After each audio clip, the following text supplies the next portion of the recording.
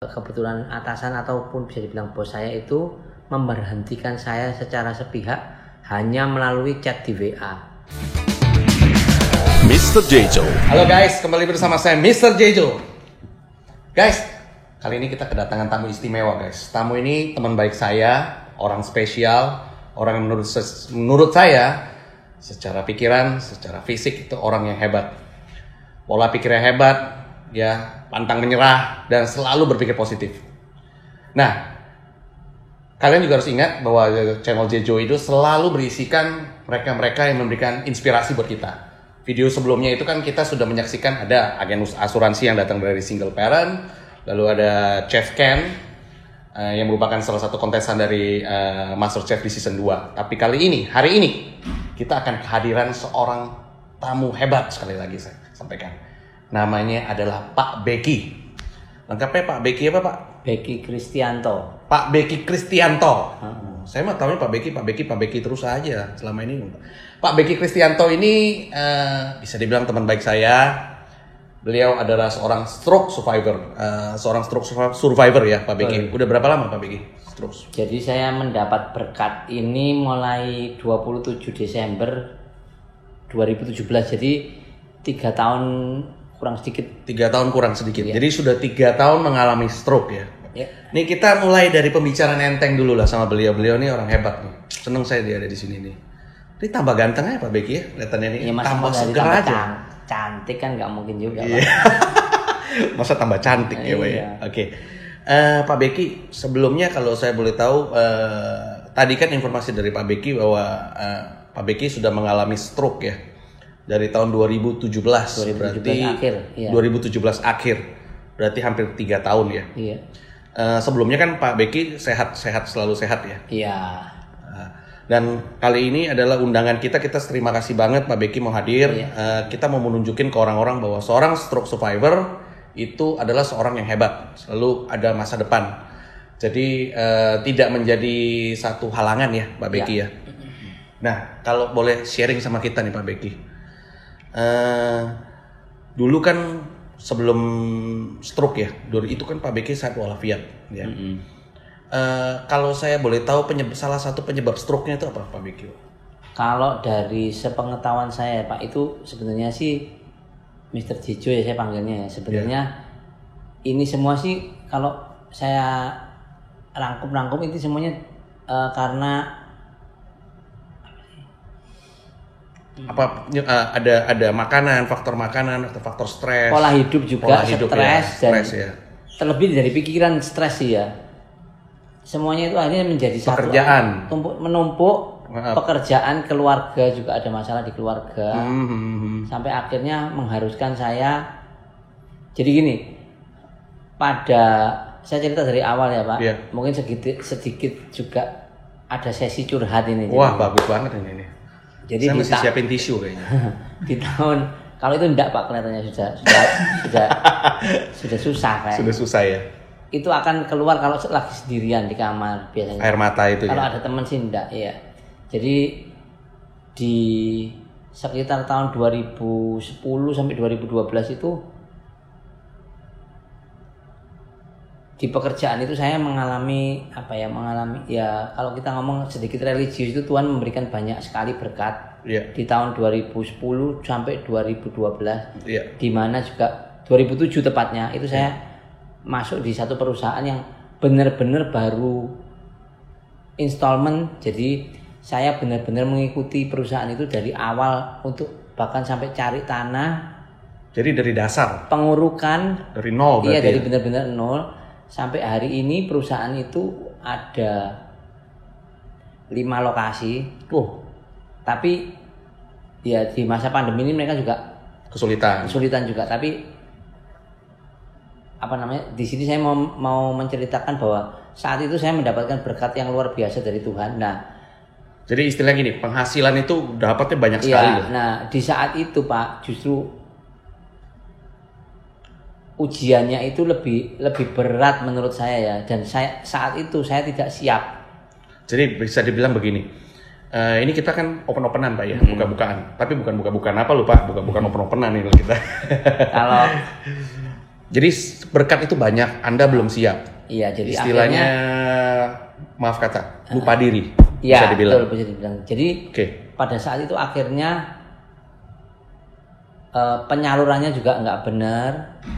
Mungkin secara mental saya juga nggak siap. Jadi mungkin ada sebagian orang atau teman yang mungkin merasa saya jadi berubah sikap dan sebagainya. Mungkin jadi sombong? Apa mungkin waktu itu? Bisa jadi, ada beberapa teman yang bilang seperti itu setelah saya sakit. Tapi saya sendiri tidak merasa saat itu, Pak. Tambah ganteng gitu mungkin ya? Oh, kalau itu pasti. Sudah pasti itu. Kalau itu enggak sih, kayaknya enggak, karena udah dari dulu kan. Oh iya benar. Ini enak ya ngobrol Pak Beki ini. Jadi istilahnya berkat itu Anda banyak dari tahun 2010 sampai 2017 ya? 2012 sih sebenarnya. Jadi 2012 mulainya. Saat itu akhirnya mulai ada penyimpangan yang kurang benar dari kehidupan saya. Secara agama juga kurang benar. Akhirnya ada hal tertentu yang membuat saya sama istri saat itu jadi bertengkar terus dan sampai di suatu titik pertengkaran hebat, saya memutuskan untuk keluar dari rumah, meninggalkan keluarga. Iya, bisa dibilang seperti itu, Pak. Pada awalnya sih saya tidak berpikir apa-apa, saya cuman berpikir ya daripada tengkar saya lebih baik keluar dulu lah. Ya, karena kita laki-laki kan kadang-kadang ego itu timbul ya. Selalu wah daripada kita berantem dulu saya keluar aja deh gitu kan. Nah, pada saat itu sih saya masih keluar dari rumah, saya tinggal di rumah kakak kandung kebetulan waktu. Kakak kandung, oke. Dia belum menikah, jadi saya enjoy aja tinggal sama dia. Nah, setelah tinggal sama dia sekitar itu di September 2012 sampai Maret kurang lebih ya. Itu dia mau menikah. Nah, pada saat dia mau menikah kan berarti ada kehadiran seorang istri ada keluarganya gitu. Ada keluarga baru dari si kakak. Dan kan nggak enak tinggal di sana dari terus. Dari informasi yang saya terima, salah mertuanya juga akan tinggal bersama kakak saya. Oke. Jadi nggak enak lah ya ngerepotin jadinya. Jadi akhirnya saya juga keluar. Saat itu memutuskan, bukan memutuskan. Ya ini sekali lagi Tuhan memberikan ujian lagi. Tuhan kasih berkat yang lebih lagi. Jadi akhirnya saat itu saya bisa membeli apartemen, Pak. Nah, akhirnya saya tinggal di apartemen itu. Tinggal di apartemen sendirian. Nah, disitulah Pak, itu benar-benar saat ini saya baru mengerti dan menyadari pentingnya keluarga. Adanya keluarga itu sebagai di saat kita lagi ngedown lagi, mungkin ya itu betul Bapak ngomong, remnya lagi ngeblong atau gimana, itu penting sekali ada keluarga. Jadi saat itu akhirnya singkat cerita saya tinggal di apartemen sendirian. Nah, dari situ mungkin ada beberapa teman yang melihat saya di saat itu, maaf kata, keuangan lagi bagus.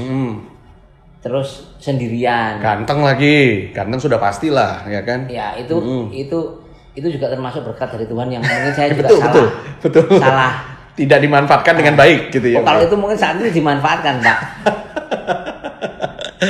Tujuannya tidak baik mungkin saat itu ya. Jadi akhirnya saya terjerumus ke dunia yang tidak seharusnya orang ada di sana. Ya. Kalau saya boleh mungkin saya lebih persingkat tuh dunia malam mungkin Pak ya. Betul ya. dunia Jadi ada yang gelap. Satu teman yang ngajakin pada saat itu saya mungkin banyak kepikiran untuk kerjaan juga, mungkin karena mungkin ke anak-anak juga ya.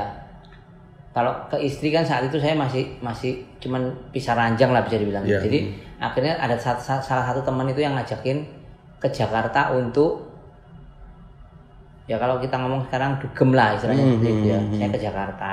Dunia gemerlap. Duduk gemeter, Pak. Oh, duduk gemeter. Oke. Nah, saat itu, di usia saya yang saat itu menginjak umur benar-benar 40. Oh, 40 gitu ya. 40 tahun lebih 2 bulan 8 hari. Ingat. Saya kira Pak Beki masih umur 30 lebih loh. Iya, lebih. Lebih banyak. Lebih 17 tahun, Pak. Atau kalau bisa dibilang saya umur 17 tahun lebihnya dari 30. Nggak kelihatan. Ya. Oke, kita lanjut. Berarti waktu itu Anda dibawa ke sana, singkat kata Anda dugem lah ya. Pak, saat itu karena tidak ada rem atau kontrol dari keluarga, akhirnya saya terjerumusnya dalam sekali, Pak, dari 2012, 2013 sampai puncaknya di 2017 itu benar-benar saya lepas kontrol. Jadi selama 5 tahun, Pak ya, maaf. 5 tahun itu ya sebenarnya sih sudah lepas kontrol, tapi kan masih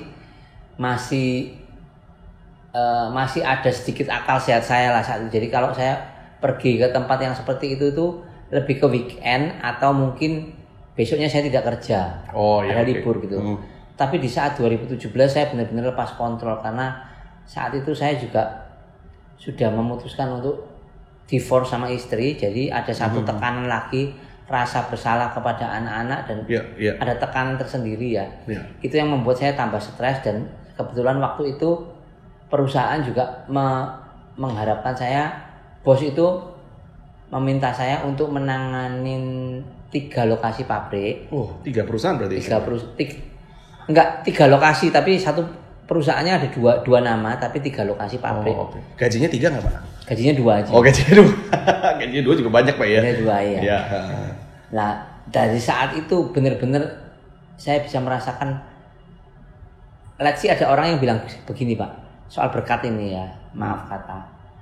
Kalau bukan berkat kita, jadi pada saat kalau bukan berkat kita nguber sampai gimana pun kita tetap tidak akan dapat berkat itu. Istilah gini, kalau memang itu kita punya, tidak perlu kita kejar pun dia akan datang ke kita, dia akan jadi milik kita. Bahkan lebih ekstrimnya kalau saya bisa bilang gini Pak, kita menghindari aja nggak bisa. Berkat itu akan mengejar kita. Kalau sudah memang waktunya kita. Nah, itu yang saya alami waktu itu dan itu benar-benar membuat saya lupa diri. Di saat itu sebenarnya ujian menurut Pak Beki. Iya, saat itu Pak benar-benar setiap hari saya tidak pernah berhenti. Itu saya ke tempat dugem. Sampai 6 bulan tanpa berhenti. Tanpa berhenti Pak. Sampai Sabtu Minggu pun saya juga tetap. Jadi Senin, Selasa, Rabu, Sabtu, Minggu balik lagi malah ya mungkin. Akhirnya apa yang kejadiannya seperti apa Pak? Secara fisik itu payah karena kita kurang tidur, kurang istirahat. Sementara kalau pulang pagi, kalau saya bisa bangun saya tetap ke kantor walaupun cuma setengah jam 1 jam, tapi ya sebagian besar akhirnya tidak ke kantor. Jadi benar-benar itu merusak secara fisik, secara mental, pekerjaan, keluarga, semuanya hancur. Jadi ini guys, ini yang penting sekali. Thank you banget Pak Beki mau share di sini bahwa itu penting sekali guys. Yang namanya dunia malam ini pasti berhubungan juga dengan narkoba, pasti ada ya Pak Beki. Betul. Kita harus hindari itu semua ya Pak Beki ya. Tapi ini saya thank you banget Pak Beki mau share ini karena menurut saya hari ini konten kita penting sekali buat mereka yang mau tahu bagaimana sebenarnya bahayanya itu sampai mana sih sebenarnya, ya kan Pak Beki. Oke, kita lanjut dari 6 bulan itu Pak Beki tambah tidak terkontrol karena tidak ada rem dari keluarga ya. Menurut saya juga memang itu yang paling kritis. Ya kan, ada seorang keluarga kan istilahnya kalau ada seorang keluarga atau teman di samping kita yang mempunyai pikiran lurus dia bisa mengingatkan. Untungnya waktu itu nggak ada saya ya. Kalau ada saya mungkin ikut bisa jadi kan itu tidak ada kontrol sama dia kan, namanya kita manusia, kita we never know, maksudnya manusia kita tidak bisa dengan bangga bilang saya bisa kontrol. Kadang seperti Pak Beki bilang bahwa ujian terberat dari seseorang adalah justru bukan saat dia tidak mempunyai, justru pada saat dia punya, justru saat dia punya, pada saat dia mempunyai sesuatu yang berlebih, itulah ujian sebenarnya, ya kan? Betul. Nah, kita sudah dengar dari Pak Beki bilang bahwa Anda ya pasti ada masuk ke dalam dunia gemerlap. Ini menurut saya terjadi hampir di semua orang ya kan ya. Tetapi bagaimana Anda bangkit kembali itu yang menurut saya yang sangat hebat. Yang saya mau tanya begini Pak Beki. Waktu Anda di dunia dugem ini ya, dunia gemerlap, dunia gemetar, duduk gemetar ya. Dolinan gembok juga bisa. Ini menurut Anda ya, itu apakah ada salah satu pemicunya adalah waktu Anda masuk ke tempat dugem ini Anda seperti kayak melupakan rasa bersalah Anda kepada keluarga ya, otomatis. Betul, ya itu salah satu juga Pak. Jadi, itu salah satu juga ya. Jadi memang di dunia itu menurut saya ini ada faktor juga karena kan itu ya kita harus akui bahwa memang akhirnya terjerumus ke dunia narkoba juga lah. Jadi narkoba itu kan ada kandungan zat tertentu yang membuat kita itu mungkin melupakan segala masalah dan akhirnya yang muncul di sana adalah seneng, happy, gembira dan itu yang bikin tidak terkontrol. Kalau dalam singkatnya mungkin halusinasi ya Pak ya, bisa dibilangnya sedikit halusinasi ya. Ada sementara orang yang mencapai titik itu tapi saya tidak. Jadi saya lebih seneng kumpul aja, ketemu teman-teman. Oh, karena ngobrol. Anda merasa mungkin ya ada teman, ya itu. Sebenarnya itu yang justru sebenarnya bahaya ya kalau kita bisa bilang ya. Karena teman-teman satu grup itu kan harusnya mendukung Anda jangan beginilah ya kan. Tapi kalau ketemu teman seperjuangan atau senasib, waduh cos-cosan nih, ya kan. Tapi cos hari ini besok ya begitulah namanya teman. Besok gitu lagi. Besok gitu lagi. Makanya jadi setiap hari. Jadi setiap hari. Itu Anda kalau setiap hari itu berarti waktu itu tetap pemasukan itu stabil ya? Saat itu, ya itu tadi Pak, mungkin Tuhan memberikan berkat itu menurut saya berlebih saat itu. Berlebih ya? Iya, jadi ya fine aja saat itu saya sampai 6 bulan itu. Ya sebenarnya mungkin ada masalah tapi saya tidak merasakan. Tidak merasakan. Karena lebih tertutup oleh euforia kegembiraan yang didapat pada saat melakukan itu semua. Iya. Nah, terus gini Pak Begi. Saat Anda pulang dari tempat dugem gitu, pulang ke rumah itu ada merasa hampa atau mungkin itu sudah benar-benar jauh dari Tuhan ya, mungkin tidak pernah itu tidak pernah ibadah gitu ya. Iya. Ini saya juga sekaligus semacam apa ya, pengakuan dosa lah. Saat itu saya kebetulan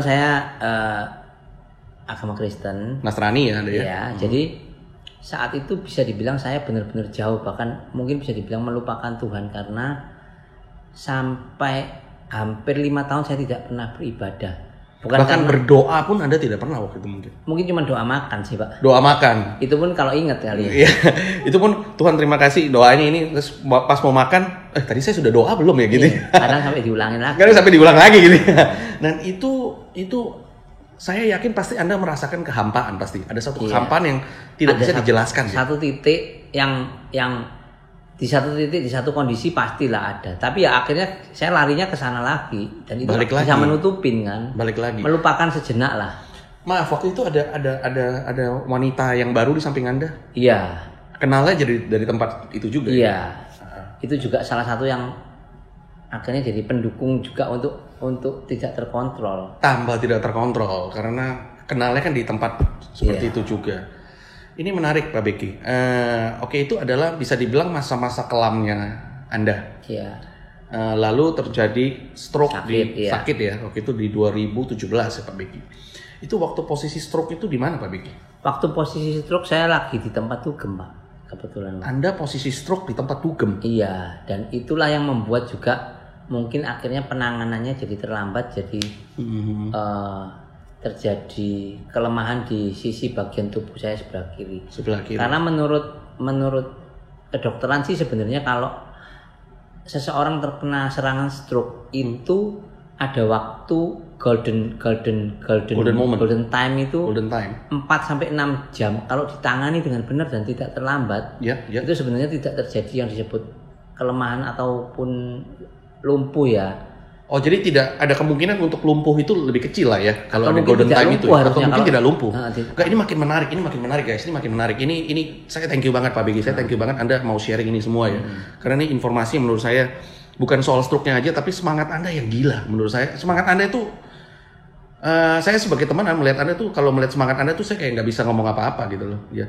Terus waktu di golden time itu kan Anda bisa dibilang Anda tidak karena Anda kan di tempat dugem stroke-nya ya. Iya, saya sendiri juga tidak menyadari dan teman-teman saya yang ada di sana mungkin tidak menyadari bahwa ini serangan stroke. Jadi mereka berpikir mungkin ini karena euforianya dugem, halusinasi atau mungkin juga mereka berpikir saat itu mungkin overdosis atau jadi apa. akhirnya saya dibawa ke rumah sakit dan di situ juga karena saya masih dalam pengaruh obat, saya marah-marah di sana. Marah-marah dan disuruh pulang sama dokternya. Pada saat pulang itu pun saya tidak langsung ke dokter lain, tapi saya lebih memilih untuk melanjutkan euforianya, kegembiraannya itu sampai pagi. Jadi Anda masih lanjut lagi? Iya, sampai pagi. Jadi kejadian stroke itu, sekitar jam 10 jam 11 malam. Jam 10 jam 11 malam Anda dibawa ke rumah sakit. Misalkan jam 1 subuh tiba di rumah sakit, Anda merasa wah saya tidak apa-apa ini. Kan biasanya gitu ya. Saya tidak merasakan apa, tidak menyadari sama sekali. Waktu itu tangan apa masih berfungsi dengan baik waktu di rumah sakit itu? Mungkin sudah tidak ya, tapi saya tidak menyadari saat itu. Iya, karena mungkin pengaruh dari obat itu. Terus Anda merasa saya masih bisa nih. Nah, pada akhirnya saya pulang ke apartemen. Saya tinggal di apartemen dan di sana tidak ke dokter lagi, saya tidur aja dulu. Apa maksudnya? Tidur, beristirahat dan bangun pagi sekitar subuh jam 5 jam 6 barulah saya ke dokter. Ke UGD kebetulan yang di rumah sakit lah ya. Rumah sakit UGD. Dan itu sudah berjalan sekitar 7 sampai 8 jam. Waktu Anda ke rumah sakit UGD ini masih berfungsi? Enggak, itu sudah tidak karena saya benar-benar sudah nggak bisa jalan, saya pakai kursi roda. Ambulans. Pakai ambulans. Oh, oke. Wow, itu waktu Anda menyadari bahwa Anda sudah mulai tidak bisa ada bagian tubuh Anda yang tidak bisa berfungsi dengan baik waktu itu, apa yang di pikiran Anda pertama kali, Pak Beki? Saya saat itu mungkin masih pengaruh obatnya masih kuat ya, jadi tidak ya antara sadar tidak sadar gitu Pak, sampai saya di rumah sakit sampai ditanganin sampai pada akhirnya diputuskan jam 2 dan saya tidak tahu, mungkin bisa dibilang tidak sadar. Iya. Di operasi pun saya tidak sadar, itu jam 12 siang itu akhirnya dioperasi ada operasi kecil di kepala Pak. Oke. Jadi karena saya terkena stroke itu ada berbagai macam penyebabnya. Misalkan darah tinggi seperti yang saya alami ini karena hipertensi, darah tinggi, tekanan darah tinggi. Ada juga kolesterol karena kolesterol, darah kental, darah rendah. Jadi banyak lah ya penyebabnya. Banyak. Nah, kebetulan Anda yang kena hipertensi. Oke. Nah, yang saya tahu hipertensi dan juga karena ada sumbatan di pembuluh darah kita mungkin karena dari pola makan dan sebagainya ada banyak lemak, jadi fungsi jantung kan adalah memompa darah sampai ke otak, sampai di otak itu akan dibagi sesuai kebutuhan lah ya, ke bagian tangan berapa, ke kaki berapa lah.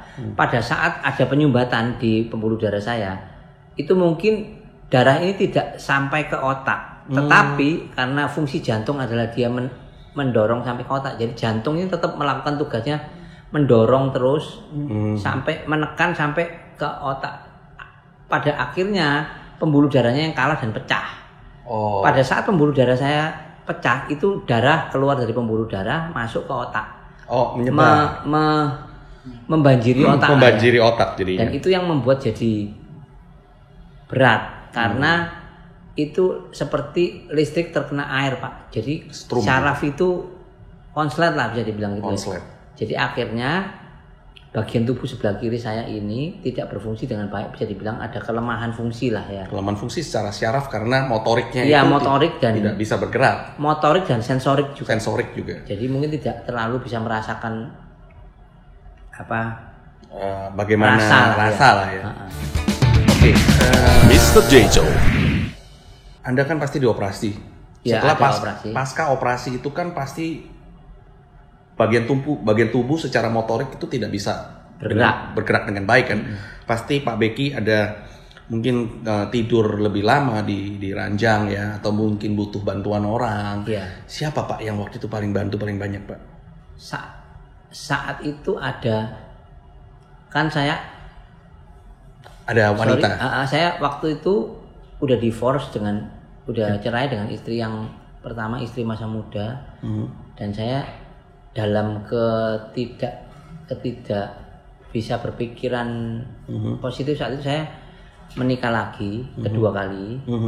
Ya saat itu yang ada di samping saya istri saya yang kedua itu dia yang kenal dari tempat dugem ya Pak ya. Ya saya bersyukur juga walaupun saya kenal dengan dia di tempat itu, tapi minimal masih ada lah, namanya manusia itu sejahat-jahatnya pasti ada sisi baiknya, sebaik-baiknya pasti ada sisi jahatnya. Dan saat itu dia yang menjaga dan merawat saya.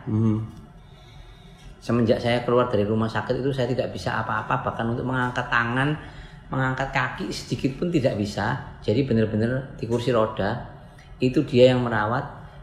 Mandi semuanya lah, bersih makan. Semua makan lah mungkin. Maaf kata buang air kecil, BAB itu semua dia yang bantuin. Semua dia yang bantuin.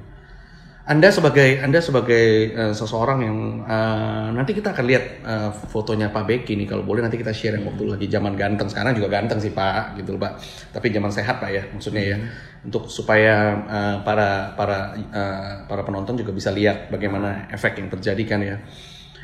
Anda pasti mempunyai rasa apa ya, menyesal gitu ya, yang sangat gitu ya. Kenapa saya jadi kayak gini? Anda pasti marah dengan Tuhan. Ya saat itu sih yang pasti ada rasa tidak puas dan marah pada diri sendiri, tidak bisa menerima kenyataan. Tidak marah dengan Tuhan ya, karena banyak orang yang gitu kan kayak marah dengan Tuhan. Kalau itu sih saya tidak pernah marah dengan Tuhan, mungkin karena Hebat. juga saat itu saya juga tidak dekat atau mungkin tidak berpikir sampai ke arah sana. Saya cuma lebih berpikir tidak bisa menerima kondisi ini karena yang sebelumnya saya bisa ngapa-ngapain semua, bisa dibilang semua ada. Iya. Tiba-tiba dihadapkan pada satu titik saya tidak bisa ngapa-ngapa, tidak bisa apa-apa. Anda dulu boleh dibilang kategori ganteng lah, kayak bintang film lah Pak ya. Sekarang juga sih ya kan. Anda punya kendaraan, Anda tinggal di apartemen sendiri, uang cukup, lalu Anda tiba-tiba mengalami semua, itu pasti berat kan Pak? Itu kan pasti berat sekali. Lalu yang mendampingin Anda Pak selama kurun waktu pasca stroke ini kan istri kedua Anda ya. Bisa dibilang itu sampai sekarang masih Pak? Nah ini yang saya belum ceritakan Pak. Jadi sampai pada saat saya keluar dari rumah sakit, di awal-awal saya harus menerima kondisi saya stroke, tidak bisa apa-apa, itu sangat berat dan itu membuat saya menjadi orang lain, menjadi sangat pemarah. Dan disitulah mungkin saya sering marah-marah tidak jelas, tidak enak hati, sedikit saya langsung teriak-teriak marah-marah, dan itu yang menjadi korbannya, maaf kata, adalah istri saya yang kedua saat itu. Jadi ya saya baru bisa merasakan, dan saat itu saya tidak merasa, saya tidak mau tahu saat itu, pokoknya kalau nggak enak hati sedikit saya langsung marah aja, dan itu setiap hari membuat kita bertengkar sampai di satu titik. Dan istri saya itu mungkin dia juga merasa aku sudah merawat kamu, menjaga, capek, mungkin lelah, capek secara fisik, capek secara hati juga, karena kadang saya marah pun untuk hal-hal yang tidak masuk akal. Saya bangun pagi mungkin mau ke toilet, jalannya susah, marah. Nah itu yang sampai dia pernah bicara, aku bernapas aja kayaknya salah di depan kamu, dia bilang gitu.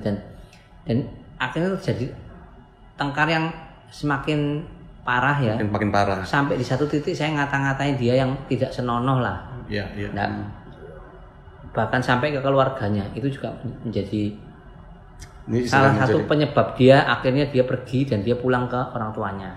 Oke, saat dia pergi meninggalkan Pak Beki ke orang tuanya, siapa yang merawat Pak Beki waktu itu? Saat itu saya berusaha survive sendirian Pak. Sendirian dalam kondisi masih ya jalan masih tertatih-tatih. Saya cuman ya mungkin kalau saat itu saya masih ngantor, masih ada kerja. Jadi saya pagi cuman ke kantor, duduk diem, tidak ngapa-ngapain, cuma duduk aja. Puji Tuhan saya diberikan bos yang benar-benar sangat amat baik menurut saya. Halo Pak Johan, kalau Pak Johan lihat channel ini ya. Dia benar-benar Pak Johan. Jadi pagi saya ke kantor, siang mungkin saya ke tempat anak saya, cuma sekedar tidur siang dan untuk ya bisa dibilang mengecas mental atau mengecas kangennya. Ya seperti itu.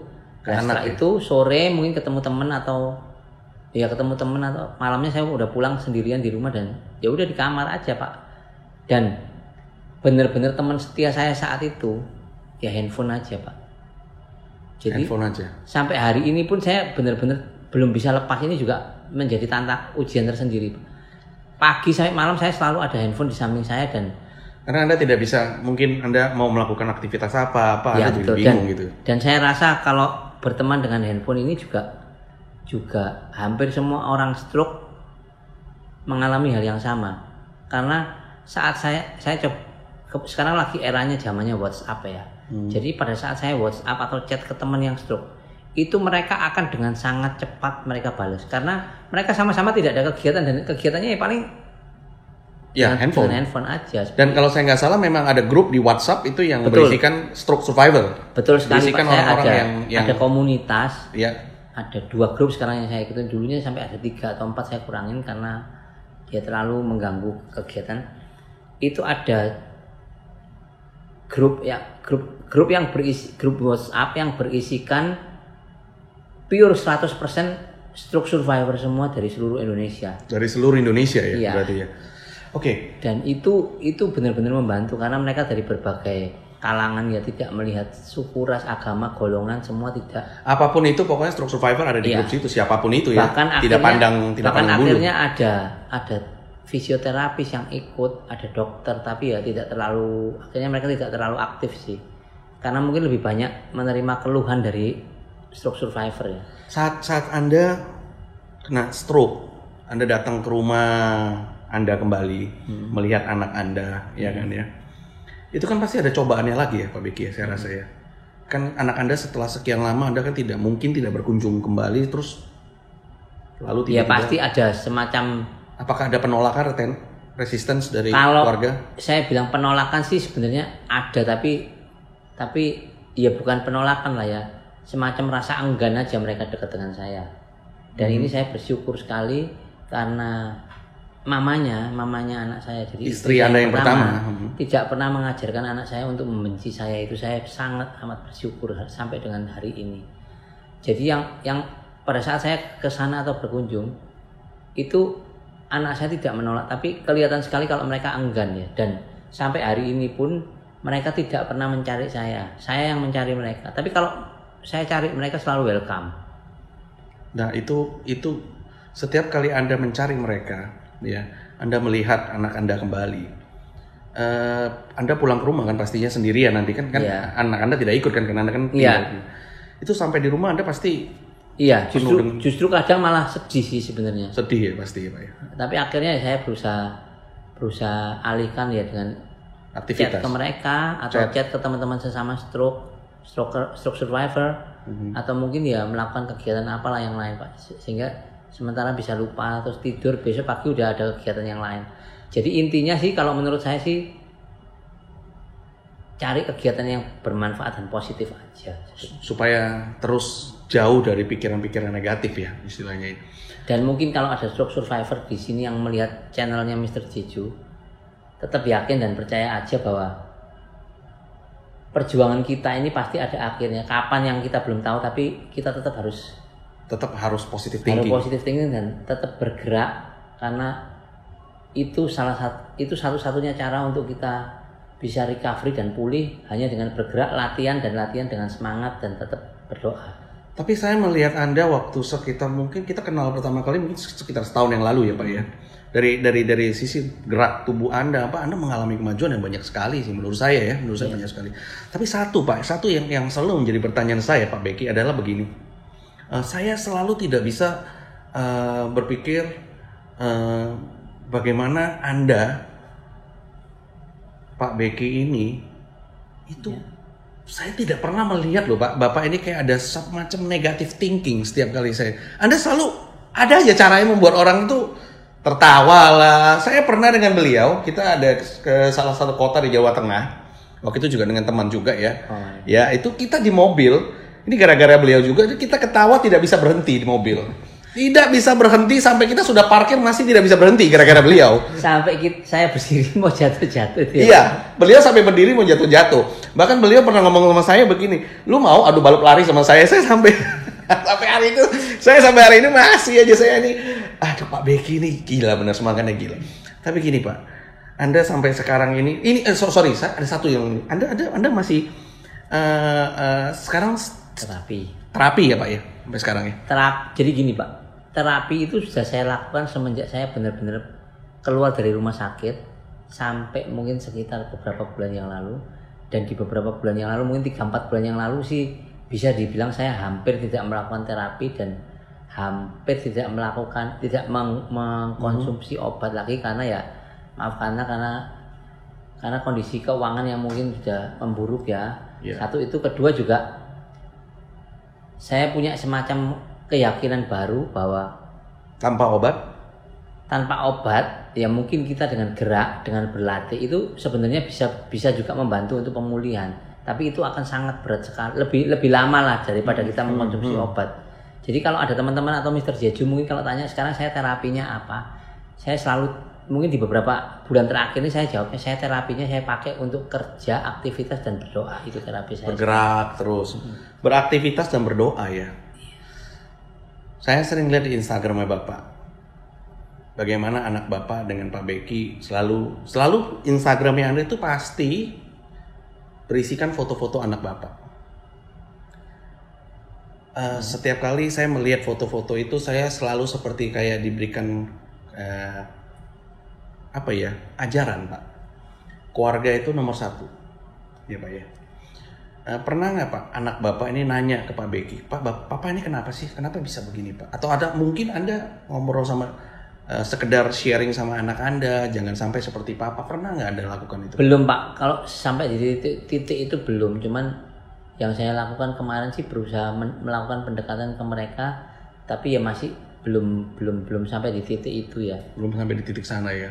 Saya lebih berusaha menunjukkan kepada mereka bahwa saya masih ada dan saya masih berjuang lebih. Dan Anda pasti sangat mencintai mereka. Iya, sangat. Anak pertama Anda namanya siapa Pak? Christopher Cleon Tanoyo. Jadi sekarang dia udah usia 20 tahun. 20 tahun. Yang nomor 2? Yang nomor 2 ini baru kemarin 17 Oktober dia berulang tahun yang ke-13 tahun, namanya Darren Matthew Tanoyo. Oke, yang pertama Christopher, yang kedua Darren Pak ya. Iya. Saat Anda ketemu Christopher Pak ya. Saat Anda ketemu Christopher ini adalah yang paling Anda sayangin apa ya? Yang menurut Anda adalah mungkin harta yang sekarang paling berharga Pak ya. Pernah nggak Pak Bapak berpikir bahwa kadang-kadang bahwa seorang stroke survivor saat melihat keluarganya kembali dan itu merasa bahwa ini salah gua, ini salah gua. Ya itu yang masih terus menghantui Pak, memang saya akui sampai saat ini. Sampai sekarang masih menghantui Anda, ya kan Pak? Itu bagaimana? Jadi Anda mencoba untuk membuang hal itu semua dengan cara melakukan aktivitas. Ya, yang lebih positif lah. Yang lebih positif ya kan Pak ya. Terus apakah Anda berharap Anda bisa berkumpul kembali bersama keluarga Anda dengan istri Anda yang pertama? Pak. Sangat berharap. Sangat berharap. Ya. Dan ini semua Anda bawa dalam doa setiap hari pastinya. Dan ini adalah tujuan utamanya Anda. Dan itu lebih dari apapun yang mungkin sekarang Anda harapkan lah ya. Dan dari ini semua Anda yakin bahwa Anda pasti, saya yakin, bukan Anda aja, saya pun yakin Anda pasti akan mencapai tujuan sana Pak Beki. Saya yakin banget dengan doanya. Jadi suatu saat nanti di waktunya Tuhan lah, saya juga yakin saya akan bisa berkumpul kembali dengan anak-anak. Saya di dalam doa saya selalu meminta Tuhan untuk memberikan satu kali lagi kesempatan untuk saya bisa berkumpul kembali dengan anak-anak dan istri yang pertama. Ya. Istri yang pertama. Jadi Anda menyadari bahwa ini semua sebenarnya memang kesalahan utamanya dari Anda sendiri. Iya.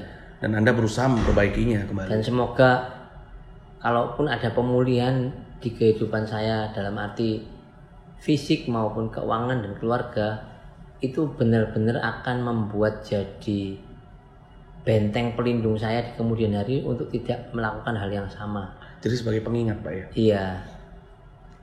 Dan mungkin juga bisa menjadi contoh lah ya buat orang-orang atau teman-teman atau siapapun yang mungkin akan melihat di YouTube channel.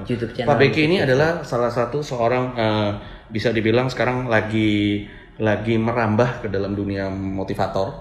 Beliau akan selalu memberikan sedikit motivasi kecil ke beberapa grup, beberapa teman, atau mungkin ada lingkungan pekerjaan ya Pak ya. Nah, jadi kalau buat rekan-rekan yang mau menerima sisi positif dari seorang Pak Beki, please welcome. Kita nanti akan ada kasih nomor WhatsApp-nya beliau ya di sini di videonya kita nanti supaya bisa dihubungi untuk mungkin mau dengar lebih dari Pak Beki. Nah, ini waktu kita nggak lama lagi sih Pak, tapi saya masih excited banget ngobrol sama Bapak. Bagaimana Pak caranya? Saya ini selalu tidak bisa berpikir bagaimana caranya Anda yang dulunya punya pendapatan sekian, ya kan? Sekarang pendapatannya terbatas ya Pak ya. Nah, Anda tidak pernah merasa kayak apa ya orang bilang ya, minder Pak. Anda tidak pernah merasa minder saya lihat. Ada Pak, tapi itu saya berusaha mematikan. Kalau minder sih pasti ada, lebih ke bukan minder sebenarnya, lebih ke apa ya, mental depresi mungkin. Jadi rasa percaya diri yang rusak dan hancur. Tapi ya dengan saya berkumpul dengan sesama stroke survivor, mereka banyak juga saling curhat, saling memberi masukan dan support. Ada sementara beberapa teman yang saya melihat pemulihan mereka itu cepat. Salah satunya mereka bilang bahwa ya itu tadi, kita harus belajar menjadi orang yang dalam tanda kutip tidak mau tahu tapi untuk hal-hal tertentu ya. Jadi kalau toh misalkan banyak sekali teman-teman stroke itu yang mereka akan walaupun ini mereka sudah bisa berjalan lumayan bagus, lumayan baik, tapi kalau di depan umum pendadak mereka macet tidak bisa jalan. Nah itu karena mereka merasa banyak orang yang melihat dan itu membuat rasa percaya dirinya jatuh. Jadi percaya diri itu juga, rasa percaya diri itu juga sebenarnya berpengaruh kepada gerakan tubuh kita ya. Iya. Kalau sekarang Pak Beki ini tidak bisa angkat tangan kiri, bisa angkat tangan kiri, tidak bisa. Hanya seperti ini dan ini nekuk, tidak bisa lurus masih belum. Jadi nekuk posisi tidak bisa posisi lurus. Seperti ini tidak bisa gini. Oke. Bahkan untuk meluruskan tangan aja saya belum bisa. Seperti ini aja Pak. Mungkin untuk mencengkram bisa, tapi tidak bisa membuka.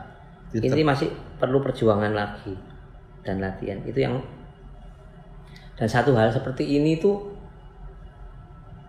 mungkin banyak diajarkan juga. Ini mungkin bukan mungkin ya.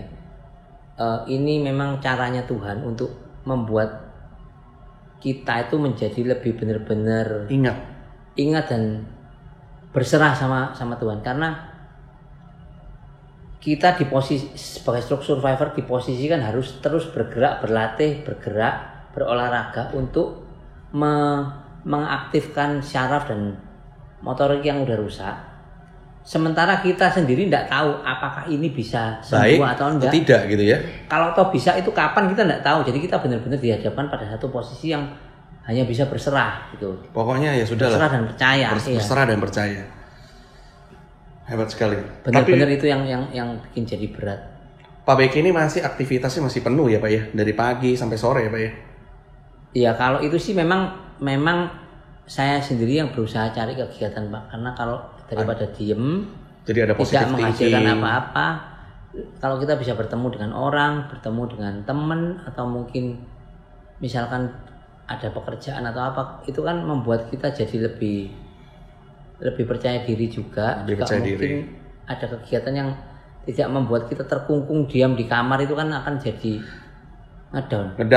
Tapi setiap hari masih ketemu keluarga sekarang Pak ya? Datang enggak tiap hari sih, tiap hari Pak ya. Karena mereka juga mungkin punya aktivitas. Ada satu hal lagi yang saya mau ceritakan Pak mengenai seorang stroke survivor. Iya. Ada satu teman di grup, kebetulan beliau orang Malang. Menurut saya banyak sekali stroke survivor itu yang mengalami masalah keuangan ya, karena penghasilan mereka harus dihadapkan pada kenyataan mereka langsung tidak bisa bekerja, penghasilan nol, dan akhirnya banyak sekali pasangan hidupnya yang meninggalkan. Kalau perempuan mungkin suaminya menikah lagi atau kalau laki-laki istrinya pulang ke orang tuanya lagi gitu. Mr. Jejo. Ada satu teman juga, waktu itu saya masih baru keluar dari rumah sakit, masih setiap hari melakukan fisioterapi di rumah sakit. Ada seorang nenek, oma-oma gitu. Setiap hari saya fisioterapi bertemu dengan beliau. Selalu ngobrol dan saling support, say hello lah. Saat itu suatu saat saya ke sana sampai beberapa hari tidak kelihatan dia. Terus saya tanya ke suster-suster yang ada di rumah sakit. Ternyata oma ini sudah meninggal, dan saya tanya kenapa? Ya sama, karena dia merasa down, kesepian, dan akhirnya tidak mau makan berhari-hari sampai akhirnya dia jatuh sakit lagi dan meninggal. Jadi she lost a hope, orang bilang. Iya, betul. Harapan ya, bisa dibilang hilang harapan. Betul sekali. Tapi saya lihat kalau ngomong hilang harapan nih sekarang nih nggak mungkin. Ini makin positif saya lihat ini. Justru di saat masa pandemi gini memang sebagian orang merasa kehilangan harapan, dan mungkin saya tadi juga sudah cerita sama Mr. Jejo. Sekarang tanggal 24. Iya, 24 betul. Iya.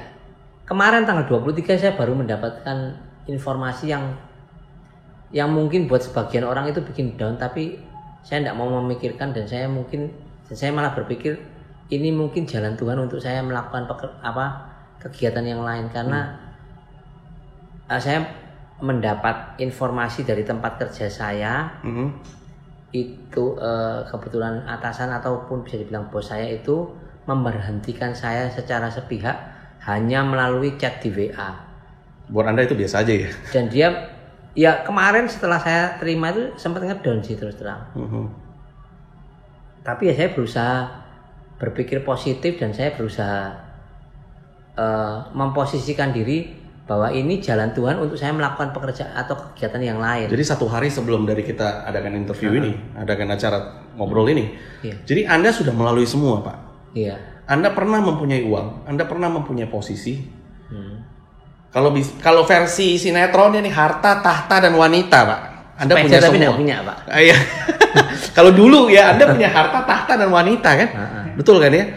Sekarang harta Anda ya dikit-dikit ada lah ya Pak ya.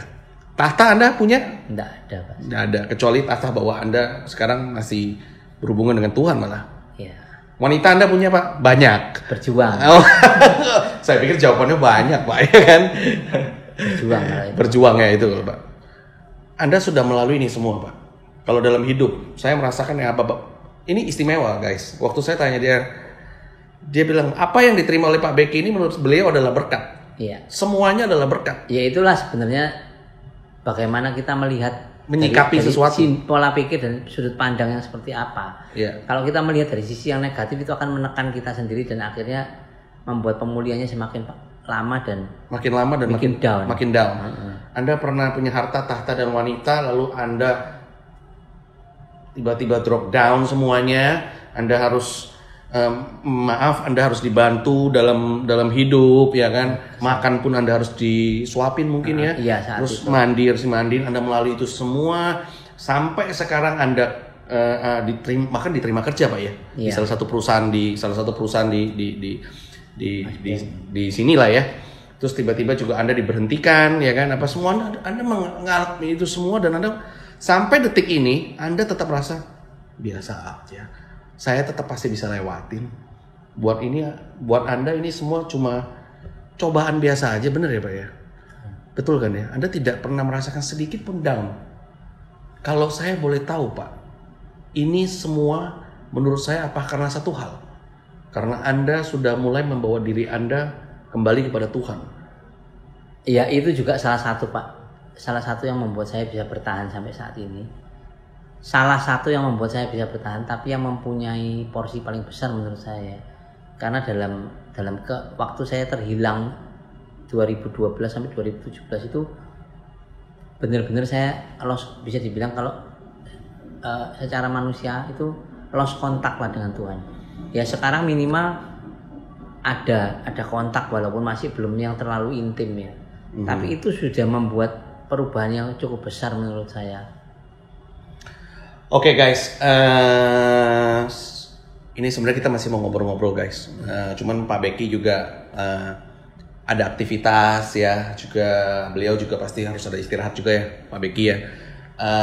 Sebelum kita tutup Pak Beki, mungkin ada pesan nggak Pak Beki untuk stroke survivor, ke mereka yang stroke survivor atau yang non stroke survivor, atau untuk mungkin mereka yang masih muda yang sekarang punya harta, tahta dan wanita ya kan, supaya jangan sampai lupa nih Pak Beki ya kan. Jangan, apa yang bisa Pak? Silakan Pak. Masukan dari saya yang pertama adalah tetap berpikir positif untuk stroke survivor Pak ya. Ya ke semuanya lah Pak boleh.